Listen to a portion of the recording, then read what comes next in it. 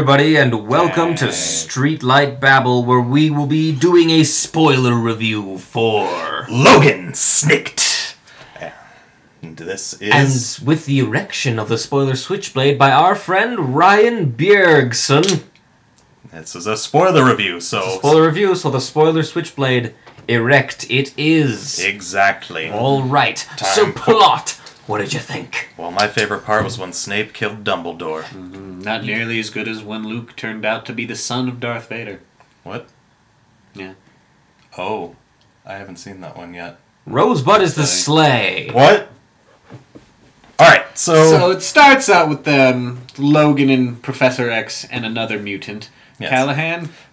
Yes. Something like that. Living a remote life on the border between the U.S. and America. Yeah, the U.S. and Texas. U.S. and Texas. It's the future. We It's don't the know future. what's going to They're happen. an independent Yes. nation now. U.S. and Mexico. Yep, Logan's trying to save some money aside. For one, Professor X is having some problems with his old brain noggin.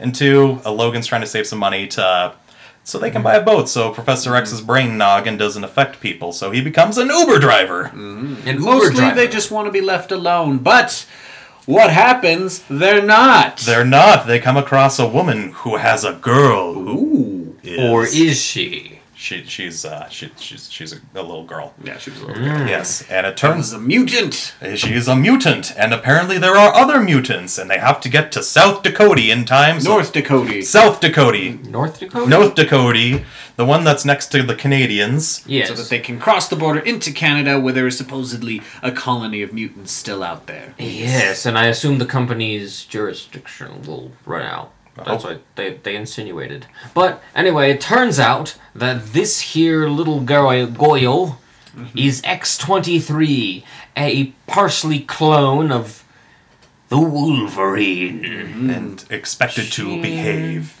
Snicked. It's snicked. Snicked. There you go. So, Ryan, what did you think of Hugh Jackman's last performance as the Wolverine? Well, I think it was very fitting that old man Logan would be played by old man Hugh Jackman. Yeah. He was just a little long in the tooth, and I think it worked for the character in this case. They definitely portrayed old man status very well. Yes. Like we said in our non-spoiler review, he looks old. He He looks looks like shit. He looked like an old man. They didn't need to use no makeup. Maybe they even used aging makeup. I don't know.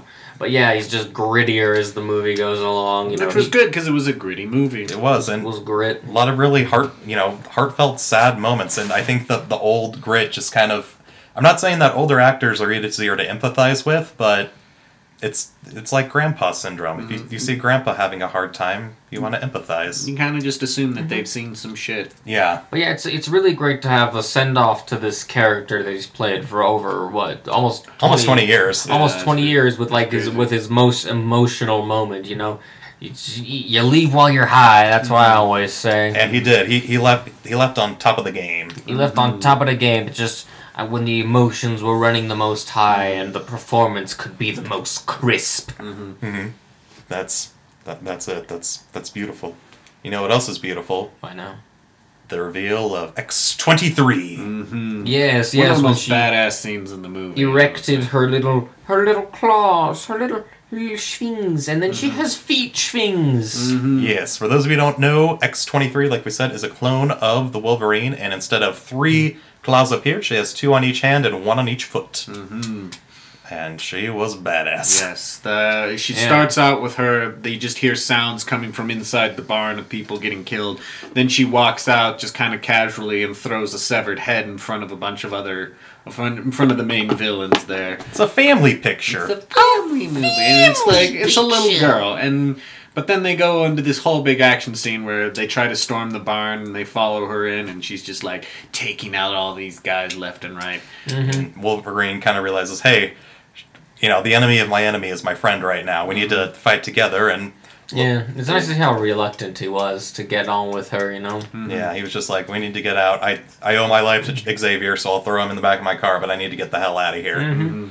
But yeah, I think overall that initial fight scene was awesome. Lots of fun little tricks of the camera and Yeah, a lot of good tricks, a lot of actual stunts, and the pace of the movie It was actually a pretty slow pace, but Mm-hmm. the story was interesting enough to keep you invested, and that's Yeah. and that's what it's all about. Pacing of the movie, it doesn't matter if your characters aren't interesting. It could be a fast-paced Michael Bay film with just tin soldiers blowing up, or it could be a slow, pretentious art film with characters who have no names, who Just don't- die. just die or something. You don't care about them. Yeah, I mean, All that characters. That's what matters, people. exactly. I mean, the movie had some highs, it had some lows, and one thing that it did really well is in the second act of the movie, it did what we call a farm scene, where, like, if I think you can remember, there's been a couple of movies recently, Cough Cough, Age of Ultron, Cough Cough, Man of Steel, where the characters go to a farm and it's,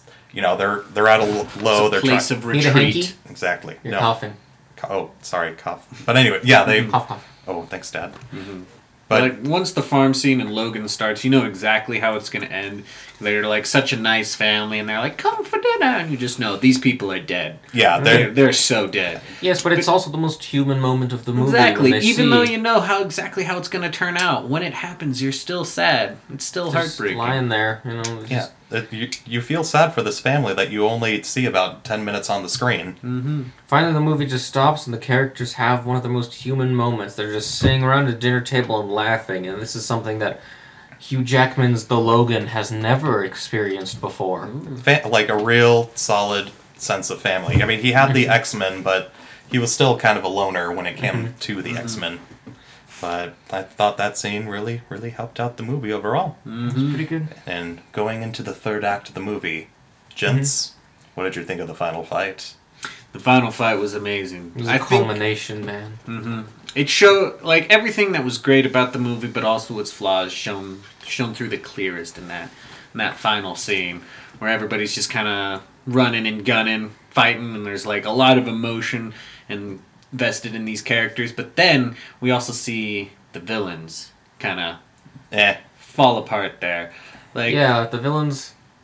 It kind of a little bit falls apart with the villains. They like the scientist guy who kind of apparently invented the vaccine for mutants. It does the villain thing with, "I'm not going to kill you. I'm going to tell you about things." to monologue and, for a little no, bit, I and then died. they just kind of off him, like very suddenly they off him, which kind of Logan just shoots him. Yeah, he shoots him with a gun. which kind of reinforces the Western theme, a gunslinger type thing, and he does kind of the hip draw and just shoots him like that. The but- sheer randomness of the killing just kind of points to me that they didn't really put a lot of work into this villain, and at No. a certain point, it felt like they didn't know how to get rid of him, so they shot him and just moved on. yeah. Yeah, it's like he talk wasn't about even him there. after.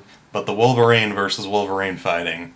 Oh yes, there is a clone of Wolverine that Bill Nye the Science Guy has made. Yes, and we're not talking about X-23, we're talking about A X-24! separate clone. But even with this ridiculous plot of clones and stuff, for some reason the movie was still able to be very serious and take itself seriously without being some goofy It was- DC-esque film. It was more about fighting yourself than it was about fighting a clone, which... Yeah, that's really what it was about. It was about more internal struggles, which was shown through the external struggles. Good catch there, Yes. partner. You're welcome, Dad. Chris, I think it's time we let the audience know about your little theory that you had about the movie. Oh yes. Oh, by the way, Logan dies. Oh yeah, the Logan end. Logan dies, which is a nice send-off for the character. He dies fighting his little clone, and then X-23 buries him, and she cries, which really showed the range of this woman. But yeah, my And- theory... Oh, sorry, I was just gonna say, and they also didn't cop out like Man of Steel, and they didn't like resurrect him in a credit scene. Nah, he's just dead. He's just dead. Which is nice. And then at the very end, like, she's got the cross that was placed on his grave, but then she turns it over and makes an X. And it sounds really stupid, but it was It was really, right. really good. Yeah. Sacrilege. Don't Yes. watch this, Christians. Yes. You're gonna hurt. Oh, but anyway, sorry, Chris. I didn't mean to interrupt you. So, yeah, my little theory I invented was because there was never really a villain, 1 minute villain. There was Robot Hand Guy, which you've seen in the trailers, awkwardly putting on sunglasses with his robot hand, and the Science Guy, and then the Wolverine clone of Wolverine, X-24. And they all kind of mirror our 3 heroes. We have Charles Xavier, we have Logan, and we have X-23, and they're kind of mirrored by... Charles is like the scientist. They both work from behind, And the scientist affected Charles the most because he invented the vaccine that destroyed mutants as a whole. He took away what was Charles Xavier's true, what was his calling, his life's work. He is making mutants and humans together. Yeah, it just by just eliminating the mutants. The clone of Wolverine, it kind of represented his rage. Yeah. The worst parts of him that he needed to destroy in order to be truly happy. And it was also, it was kind of symbolic that, in a way, and I just kind of thought of this, that it was X-23 who actually killed. She killed the evil clone of Wolverine With an adamantium bullet. in that way, sort of maybe killing his rage and bringing them peace. Maybe that's what it's supposed to symbolize in the end. And of course, the robot hand guy was just X-23's past, what she's running away from. She's trying to get away from that horrible past, but with his robotic weird hand, he's coming for her. Oh my. Yeah, when you bring up those comparisons, I kind of find it interesting because I would have liked to have seen a one-on-one interaction between the Professor or Professor Xavier, and Bill Nye the Science Guy. They never really... We don't know his name. Yeah, he was that. Maybe it was... I think they said his name was Price something. Or Yeah, He said it, but they didn't He's the really son of the talk dude who about it. injected adamantium into Wolverine's, bones. Yeah, but yeah, I would have liked to have seen an interaction between Professor X and this main bad guy. It's one of the strongest points of the 3 original X-Men movies, and to a even lesser extent, but still there, the new Days of Future Past timeline between Professor X and Magneto. We saw their interactions with each other. We saw both of them arguing for their cases and their ideologies, and here there was no interaction between the two of them. It was just... I guess the movie was already like 2 hours. Yeah, it was a 2.5 hours long, so maybe there wasn't room enough for that.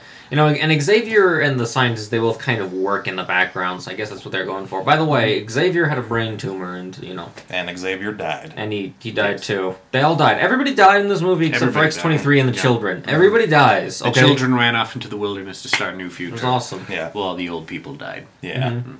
Well, gentlemen, I believe there's one last topic and then our final thoughts. My Chris! favorite character was Joe Arpaio, Sheriff Guy.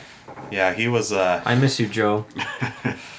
oh, that's okay. So when they're on the Tent farm, When they're on the farm, they help out the dad of the farm go get some more water for the house, and they get confronted by redneck sheriff guy. My favorite wealthy character. landowners. And I think they were trying to do a racial thing there, but it I don't know, just the Yes, X-Men yeah. were always They were just supposed to sort be- of. Yeah, well, This guy's a country person and he's a douche, and that's all you need to know about his all character. his character traits Yeah. right there. And it's hilarious when he gets beheaded. It's just so dumb. everybody kills my favorite character. Yeah. All right, gentlemen. Real quickly, final thoughts on the movie. Chris, go. Good. It was good. It was good. It was really good.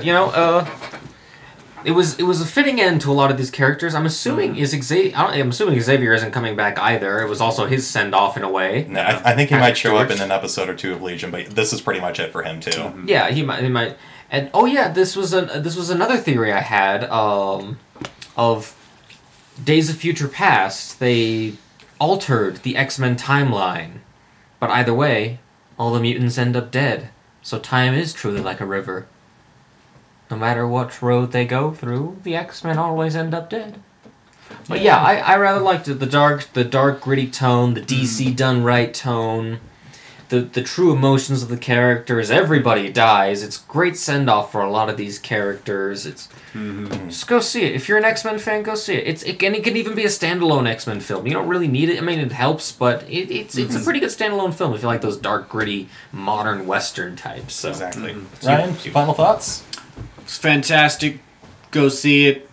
Villains were a little weak, but I think that the main characters more than make up for it. Exactly. It's a character movie. It's not. I mean, it's interesting to say this, but it's a character movie with action in it, as opposed to a lot of the other, a lot of more recent superhero movies that are action movies with a little bit of character development. And in the them. action was very Fumbling interesting. attempts It was at very character. fun to watch. It wasn't just a bunch of CGI. Exactly. Well, ladies and gentlemen, this has been our spoiler review of Logan. Stay tuned. We're going to have some more reviews coming out this week. And once again, let's give a big round of applause, because I know he can definitely hear it through the internet, to our special guest, Mr. Ryan Berg. Yay! All right. Stay tuned. Bye!